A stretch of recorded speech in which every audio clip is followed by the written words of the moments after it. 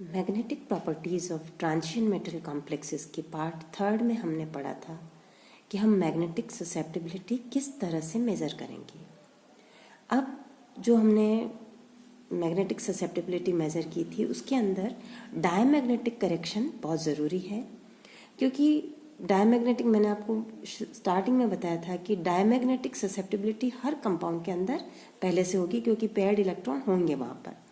जो diamagnetic substances होते हैं उनमें कोई भी अनपेयर्ड इलेक्ट्रॉन नहीं होता, और उसके लिए जो मैग्नेटिक मोमेंट म्यू है it is zero.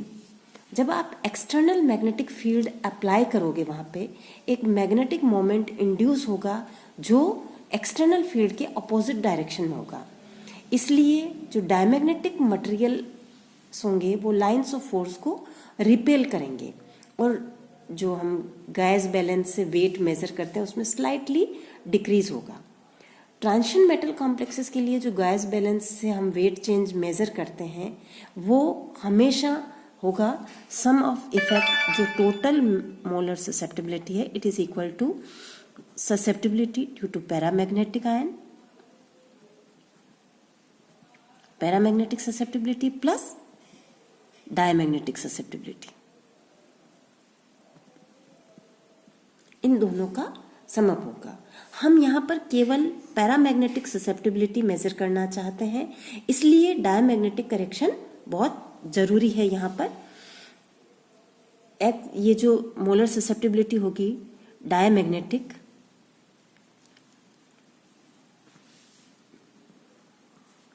It is equal to summation of susceptibility atom correction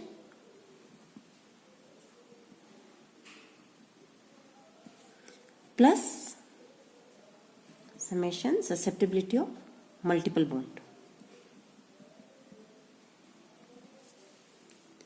तो जो पैरामैग्नेटिक ससेप्टिबिलिटी होगी paramagnetic it is equal to measured susceptibility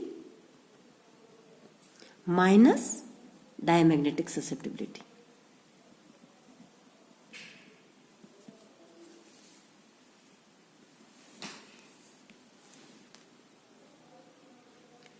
ये जो डायमैग्नेटिक ससेप्टिबिलिटी होती है बहुत ही कम होती है, लेकिन आप इसे नेग्लिजिबल नहीं मान सकते, इसका करेक्शन ज़रूरी है।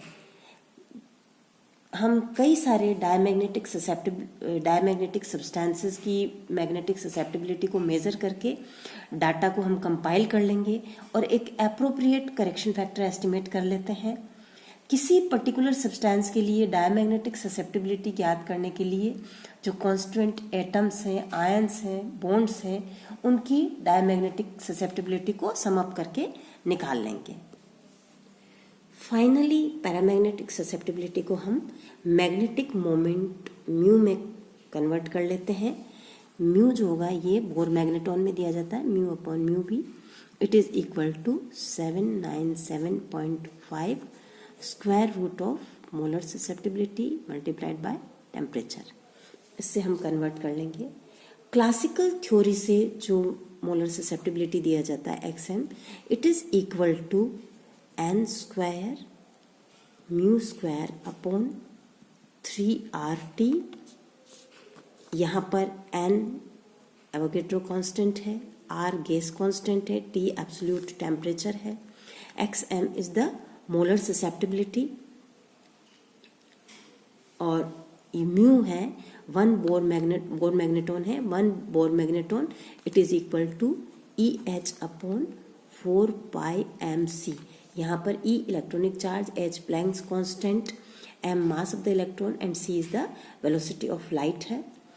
जो म्यू दिया जाता है mu it is equal to, इसी इक्वेशन से हम निकाल सकते हैं 3RT XM molar susceptibility divided by n square and square root इसका हो जाएगा, it is equal to 2.84 XMT half.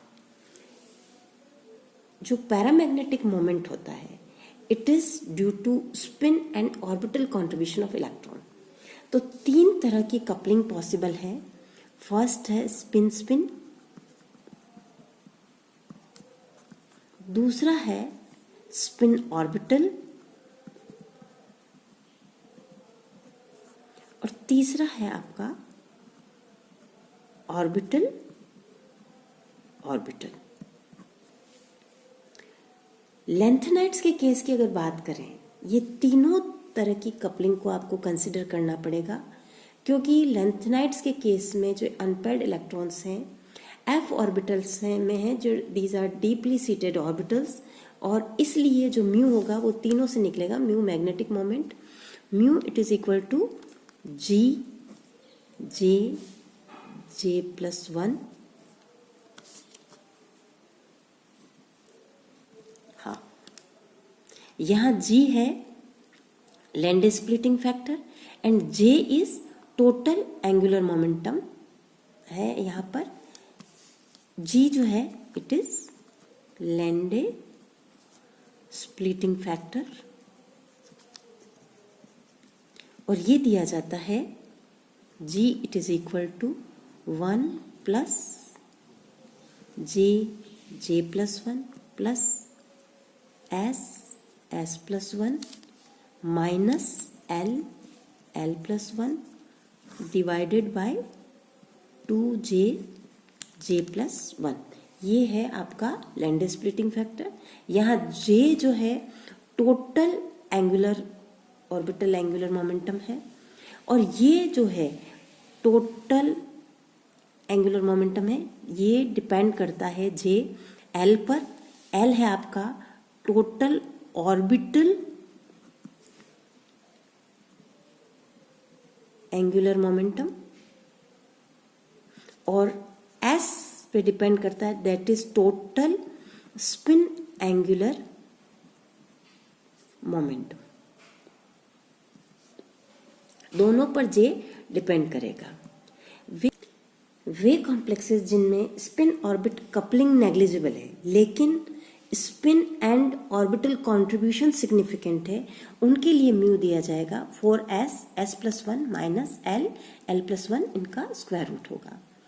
Actual orbital contribution हमेशा कम होगा आइडियल वैल्यू से। लिगेंड की प्रेजेंस के कारण फ्री मेटल आयन की तुलना में इसका कम हो जाएगा orbital angular momentum. Extreme case जबकि L इज इक्वल टू 0 है तो ऑर्बिटल कंट्रीब्यूशन नेग्लिजिबल हो जाएगा।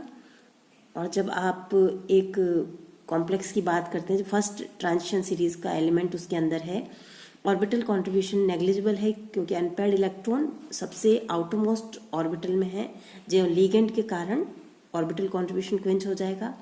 L इज इक्वल टू 0 हो जाएगा, तो ये इक्वेशन जो होगा ये कन्वर्ट हो जाएगा mu it is equal to 4s plus 1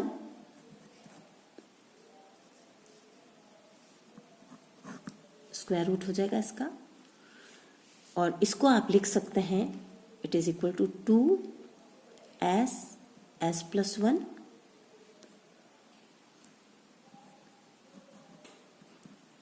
इसका स्क्वायर रूट, या इसको जो हम कहते हैं it is spin only formula